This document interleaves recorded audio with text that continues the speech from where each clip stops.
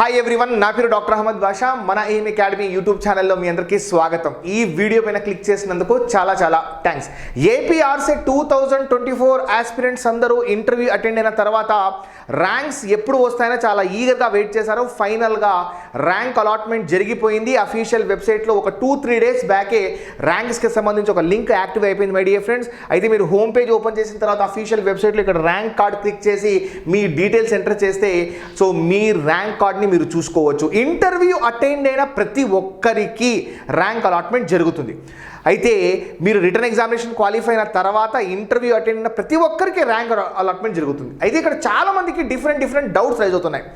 90% aspirants rise చేసిన doubt ఏంటంటే మా సబ్జెక్ట్ ఇది, మా ర్యాంక్ ఇది, మాకు వస్తుందా సార్ సీట్? ఈ డౌట్స్ చాలామంది రైజ్ చేశారు. అయితే దీనికి సంబంధించి నేను క్లారిటీ ఇస్తాను మై డియర్ ఫ్రెండ్స్. వీడియోని దయచేసి లాస్ట్ వరకు చూడండి. వీడియోకి ఒక లైక్ ఇవ్వండి. మీకు ఏమైనా డౌట్స్ ఉంటే స్క్రీన్ పైన కనిపిస్తున్న నెంబర్కి మెసేజ్ చేయండి, లేదా ఇదే వీడియో యొక్క కామెంట్ సెక్షన్లో మెన్షన్ చేయండి మై డియర్ ఫ్రెండ్స్. అయితే చాలామంది majority of the people raise చేసిన కొన్ని డౌట్స్ ఎలా ఉన్నాయంటే, నెక్స్ట్ ప్రాసెస్ ఏంటి సార్, కౌన్సిలింగ్ ఎప్పుడు ఉండొచ్చు సార్, మాకు ఈ ర్యాంక్ వచ్చింది, ఈ ర్యాంక్ని బేస్ చేసుకొని మాకు ఫుల్ టైం పిహెచ్డి వస్తుందా, పార్ట్ టైం పిహెచ్డి వస్తుందా, దీనికి సంబంధించి మేమేమన్నా పిహెచ్డి ఫుల్ టైం నుండి పార్ట్ టైం కన్వర్ట్ చేసుకోవచ్చా, దీనికన్నా ముందు మేము పెట్టిన యూనివర్సిటీసే ఫైనలా, ఇటువంటి డిఫరెంట్ డౌట్స్ని రేస్ చేశారు. అందులో ఫస్ట్ వన్ ఏంటంటే my dear friends, major one ఏంటంటే మీకు సీట్ వస్తుందా లేదా దాని వెనకాల చాలా డిఫరెంట్ ఫ్యాక్టర్స్ ఉన్నాయండి. అది ఎవరు, నేనే కాదు, మీరు కాదు, ఎవరు కూడా ప్రిడిక్ట్ చేయలేరు. ఈవెన్ ఈ పర్టికులర్ ఏపీ ఆర్సెట్ యొక్క కన్వీనర్ కూడా ప్రిడిక్ట్ చేయలేరు మై డియర్ ఫ్రెండ్స్. ఎందుకంటే దాని వెనకాల నెంబర్ ఆఫ్ ఫ్యాక్టర్స్ ఉన్నాయి. ఫస్ట్ ఫ్యాక్టర్ ఏంటంటే మీరు ఏ సబ్జెక్ట్లో అప్లై చేసుకున్నారో, అందులో ఎంతమంది ఆస్పిరెంట్స్ ఆల్రెడీ ఎగ్జామినేషన్ క్వాలిఫై అయ్యి ఇంటర్వ్యూస్కి వచ్చారు, మీరు ఫుల్ టైం పిహెచ్డీకి అప్లై చేసుకున్నారా, పార్ట్ టైం పిహెచ్డీకి అప్లై చేసుకున్నారా, రూల్ ఆఫ్ రిజర్వేషను, ఎన్ని సీట్స్ ఉన్నాయి, ఇవన్నీ వేరీ అవుతాయి మై డియర్ ఫ్రెండ్స్. దీన్ని బేస్ చేసుకొని ఫైనల్గా మీకు సీట్ అలాట్మెంట్ జరుగుతుందన్నమాట కౌన్సిలింగ్ ప్రాసెస్ ద్వారా. అయితే కౌన్సిలింగ్ ప్రాసెస్ ఎప్పుడు ఉండొచ్చు అంటే మేబీ ఒక 1 or 2 వీక్స్లో నోటిఫికేషన్ వచ్చే అవకాశం కనిపిస్తుంది.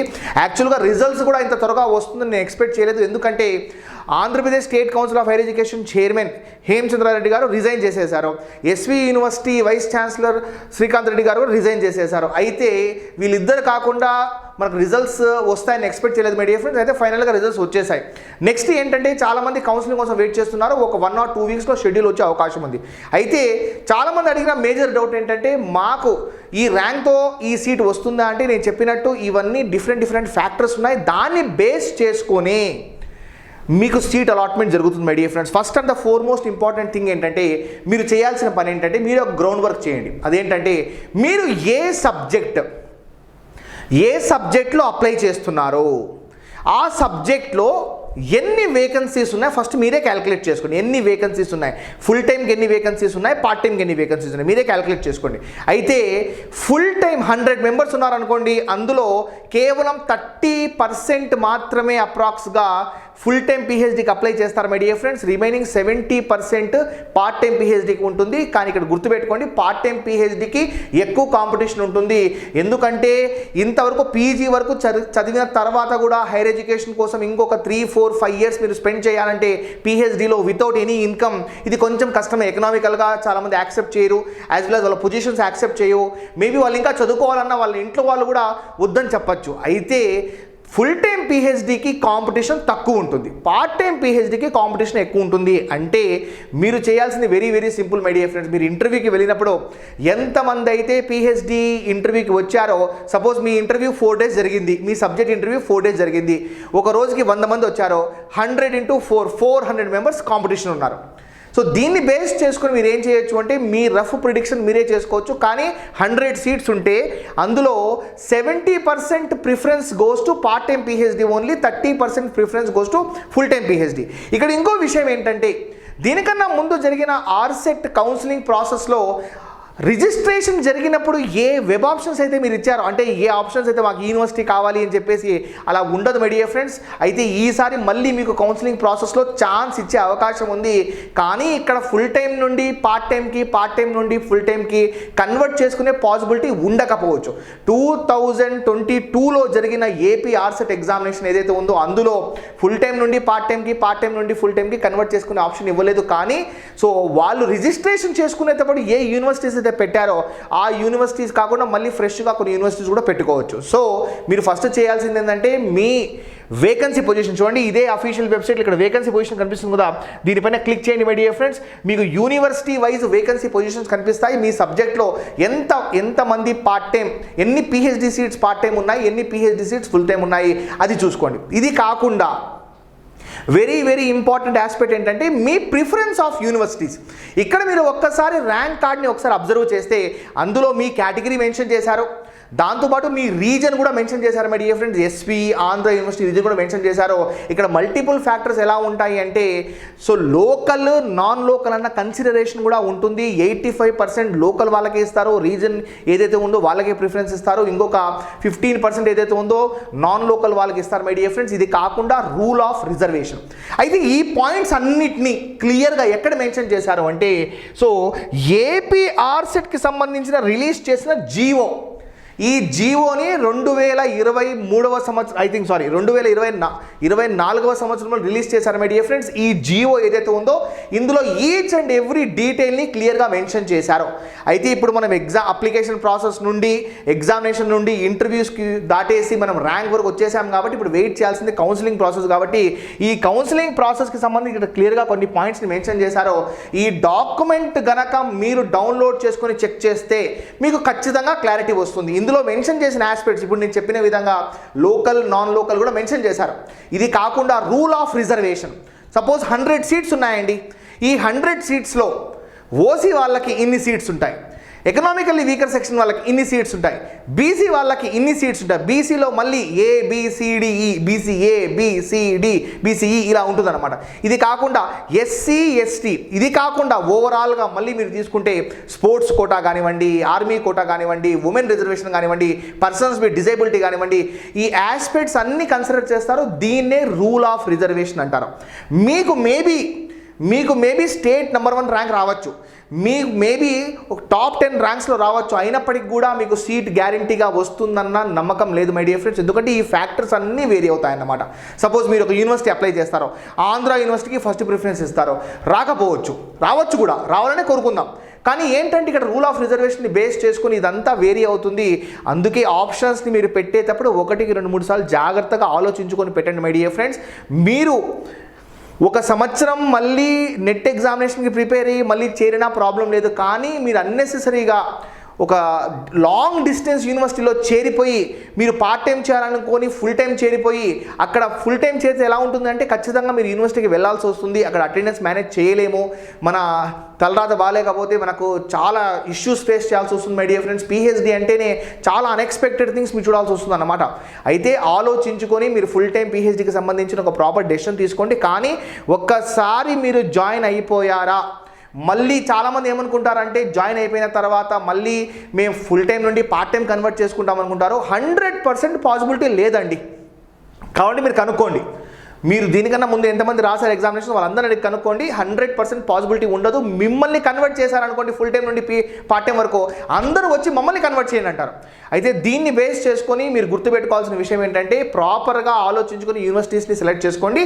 అయితే ఒకవేళ మీరు అనుకున్న యూనివర్సిటీ రాలేదా, మీరు ఆలోచించుకొని డెసిషన్ తీసుకోండి మై డియర్ ఫ్రెండ్స్. కానీ అన్నెసరీగా ఒక long distance university, latest take one example my dear friends.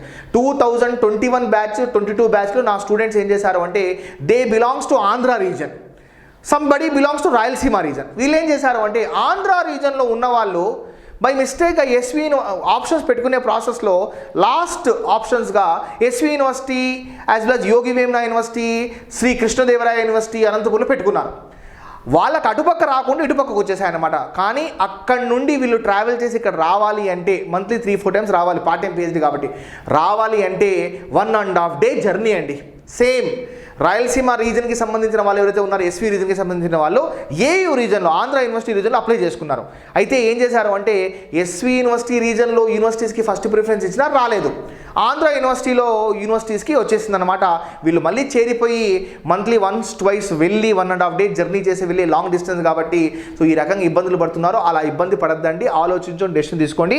అయితే ఈ డాక్యుమెంట్లు చూడండి, అడ్మిషన్స్కి సంబంధించి క్లియర్గా ఈచ్ అండ్ ఎవ్రీథింగ్ మెన్షన్ చేశారు మై డియర్ ఫ్రెండ్స్. ఇందులో రూల్ ఆఫ్ రిజర్వేషన్ చాలామంది అనుకుంటున్నారు రూల్ ఆఫ్ రిజర్వేషన్ ఉండదు అనుకుంటున్నారు. 100% ఉంటుంది, 100% ఉంటుంది. దీన్ని ఇక్కడ క్లియర్గా మెన్షన్ చేస్తారు చూడండి. Allotment of seats allotment of సీట్స్లో మీకు రూల్ ఆఫ్ రిజర్వేషన్ ఖచ్చితంగా ఉంటుంది. రీజన్ వైజ్ రిజర్వేషన్ కూడా ఉంటుంది.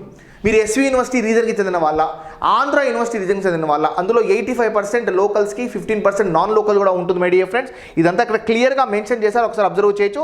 అయితే ఇది కాకుండా మీరు ఇక్కడ చూస్తే you can see here my dear friends, you can also see this.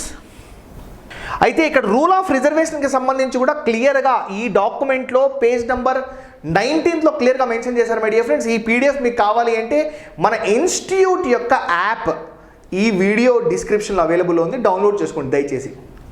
Download చేసుకొని సో మీరు అందులో ఈ పర్టికులర్ డాక్యుమెంట్ ఏదైతే ఉందో ఆర్సెట్ 2024 డాక్యుమెంట్ నేను మెన్షన్ చేశాను, డౌన్లోడ్ చేసుకోండి మై డియర్ ఫ్రెండ్స్. అయితే ఇక్కడ చూడండి, ప్రతి 100 సీట్స్లో 15% సీట్స్ షెడ్యూల్ క్యాస్ట్ ఎస్సీ వాళ్ళకి ఇచ్చేస్తారు, 6% సీట్స్ ఎస్టీ వాళ్ళకి ఇచ్చేస్తారు. రిమైనింగ్ చూడండి, you can see here remaining seats 29% seats BC వాళ్ళకి ఇచ్చేస్తారు. అందులో బీసీలో కూడా ఏ కేటగిరీకి చెందిన వాళ్ళు బీసీడిఈ అంటే BCA, BCB, BCC, BCD, BCE వాళ్ళకి ఈ రకంగా మీకు అలొకేట్ చేసేస్తారు మై డియర్ ఫ్రెండ్స్. ఇది కాకుండా రిమైనింగ్ ఏదైతే ఉందో 10% వచ్చేసి it goes to economically weaker section. ఇది కాకుండా రిమైనింగ్ అంతా ఓసీ సీట్స్ వచ్చేస్తాయి మై డియర్ ఫ్రెండ్స్. ఇందులో కూడా మళ్ళీ మీరు చూసుకుంటే ఉమెన్ కేటగిరీ కానివ్వండి, పర్సన్స్ విత్ డిజేబిలిటీ కానివ్వండి, ఈ ఫ్యాక్టర్స్ అన్నీ కన్సిడర్ చేసిన తర్వాతనే మీకు సీట్ అనేది అలొకేట్ చేస్తారు మై డియర్ ఫ్రెండ్స్. సో మీ ర్యాంక్ని బేస్ చేసుకొని ఖచ్చితంగా మీకు వస్తుందా, మీకు స్టేట్ ఫస్ట్ ర్యాంక్ రావచ్చు, స్టేట్ సెకండ్ రావచ్చు. అయితే మీకు అవుట్ ఆఫ్ 50 సీట్స్ ఉన్నాయనుకోండి, మీకు ఫస్ట్ నుండి 10th మధ్యలో ర్యాంక్ రావచ్చు. అయినప్పటికీ కూడా ఈ ఫ్యాక్టర్స్ అన్నీ కన్సిడర్ అవుతాయి అంటున్నాను. అయితే ఇక్కడ ఇంకొక అడ్వాంటేజ్ ఏంటంటే, సో మీరు ఈజీగా దీన్ని ప్రిడిక్ట్ చేసుకోవాలంటే first time, full time, part టైంకి దేనికి ప్రిఫరెన్స్ ఇస్తున్నారో ఆలోచించుకొని ఇవ్వండి. పార్ట్ టైం పిహెచ్డి వాళ్ళకి కొంచెం కాంపిటీషన్ ఎక్కువ ఉంటుంది, ఫుల్ టైం పిహెచ్డి వాళ్ళకి కాంపిటీషన్ అనేది తక్కువ ఉంటుంది మై డియర్ ఫ్రెండ్స్. ఇది కాకుండా మీ ప్రిఫరెన్స్, మీకు ఎన్ని అవైలబిలిటీ ఆఫ్ సీట్స్ ఉన్నాయి, వీటన్నిటిని బేస్ చేసుకొని మీకు ఫైనల్గా సీట్ అనేది అలొకేట్ చేస్తారు. సో కౌన్సిలింగ్ ప్రాసెస్ ఏదైతే ఉందో ఒక 1-2 వీక్స్లో నోటిఫికేషన్ రావచ్చు my dear friends. Mostly August ending వరకు కంప్లీట్ ఇదంతా, maybe August 2nd or 3rd week వరకు ఇంకో సెకండ్ కౌన్సిలింగ్ కూడా ఖచ్చితంగా పెడతారు. మళ్ళీ స్పాట్ అడ్మిషన్స్ కూడా పెడతారు. 2022లో సెకండ్ కౌన్సిలింగ్ కూడా పెట్టారు, స్పాట్ అడ్మిషన్స్ కూడా పెట్టారు. అయితే ఆగస్ట్ ఎండింగ్ వరకు ఈ మొత్తం ప్రాసెస్ కంప్లీట్ అయిపోవచ్చు మై డియర్ ఫ్రెండ్స్. సో మీ ర్యాంక్ని బేస్ చేసుకొని దాని ఒక్క ఆధారంగా మనము సీట్ వస్తుందా లేదా చెప్పలేం మై డియర్ ఫ్రెండ్స్. సో ఈ రకంగా మీరు ప్రొసీడ్ అవ్వండి. ఒకవేళ మీరు ఫుల్ టైం పిహెచ్డి చేయాలనుకుంటున్నారు, ఫుల్ టైం పిహెచ్డిలో మీ సబ్జెక్ట్లో ఒక 50 సీట్స్ ఉన్నాయి, మీ ర్యాంక్ 50 నెంబర్ కన్నా తక్కువ ఉంది, పాసిబిలిటీ ఉందండి, హై పాసిబిలిటీ. సపోజ్ మీరు కామర్స్ సబ్జెక్ట్కి చెందిన వాళ్ళు, కామర్స్ సబ్జెక్ట్లో పార్ట్ టైం పిహెచ్డిలో ఒక 30 సీట్స్ ఉన్నాయనుకోండి, మీ ర్యాంక్ 15, 16, 1, 2 ఇలా ఉందనుకోండి, అంటే నెంబర్ ఆఫ్ సీట్స్ కన్నా మీ ర్యాంక్ తక్కువ ఉంది కాబట్టి పాసిబిలిటీ ఉంది.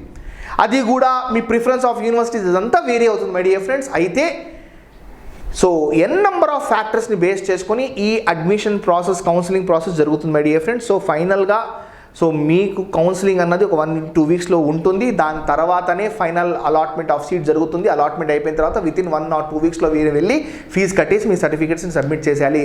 This is the process my dear friends. ఒక్కసారి సబ్మిట్ చేసిన తర్వాత it's clear, me admission confirm. మళ్ళీ మీకు ఇష్టం లేదు, సబ్మిట్ చేసేసి సెకండ్ కౌన్సిలింగ్ ఆప్షన్స్ ఎంటర్ అయిపోయారు అనుకోండి, సెకండ్ కౌన్సిలింగ్లో వేరే యూనివర్సిటీ వచ్చేస్తే ఫస్ట్ కౌన్సిలింగ్లో వచ్చిన యూనివర్సిటీ అడ్మిషన్ క్యాన్సిల్ అయిపోతుంది.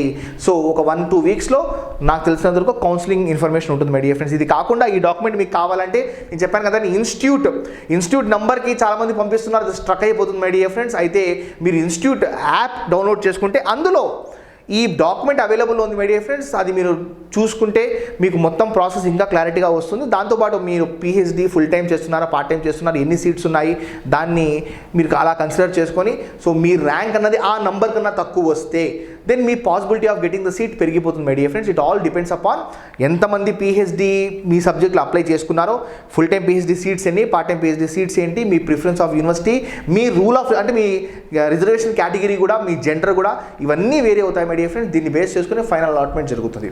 సో మీకు పిహెచ్డి ఆల్ స్టేజెస్ని కంప్లీట్ చేసుకుని ఫైనల్గా మీరు ర్యాంక్ అలాట్మెంట్ కూడా చేసుకున్నారు కాబట్టి ఫైనల్గా ఒక చిన్న స్టేజ్ ఉంది మై డియర్ ఫ్రెండ్స్, అది కౌన్సిలింగ్ ప్రాసెస్. అది దాటేస్తే so you will enter into a new world of new world of unknown world of PhD my dear friends.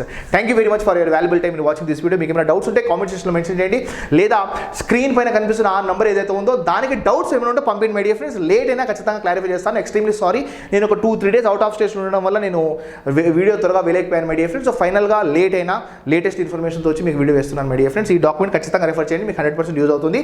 మనము net set paper 1 paper 2 classes deal చేస్తాం my dear friends. Paper 1 so అందరికీ common కాబట్టి scoring paper. మీకు interest ఉంటే screen పైన కనిపిస్తున్న నెంబర్కి message చేయండి. సో ఆ బ్యాచ్ డీటెయిల్స్ అని మెసేజ్ చేయండి, మొత్తం డీటెయిల్స్ మీకు షేర్ చేస్తాం. కానీ పిహెచ్డిలో చేరే ప్రతి ఒక్కరూ నెట్ సెట్ క్వాలిఫై అవ్వాలి, net set with GRF qualify అవ్వాలి, పబ్లికేషన్స్ ఎలా చేయాలో నేర్చుకోవాలి, ఆర్టికల్స్ రీసెర్చ్ పేపర్స్ మీద ఖచ్చితంగా ఒక అవగాహన ఉండాలి.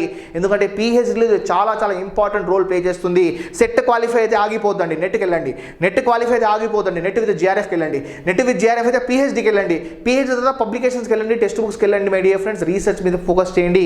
ఫైనల్గా so life is a continuous learning process, don't stop anywhere. Thank you very much for your valuable time. వీడియోకి లైక్ ఇవ్వడం లేదు, మీరు వీడియో బాగా చూసేస్తున్నారు, లైక్స్ ఇవ్వడం లేదు, షేర్ చేయడం లేదు. మీకు ఏమైనా డౌట్స్ ఉంటే కామెంట్ సెక్షన్లో మెన్షన్ చేయండి. నా వీడియో నా ఎక్స్ప్లెనేషన్ నచ్చలేదా, నో ప్రాబ్లం, డిస్లైక్ చేసేయండి. నా వీడియో నచ్చిందా, లైక్ చేయండి. Thank you very much my dear friends. Will meet again with many more videos. Take care of yourself. This is doctor Ahmed Basheer signing off. జై హింద్.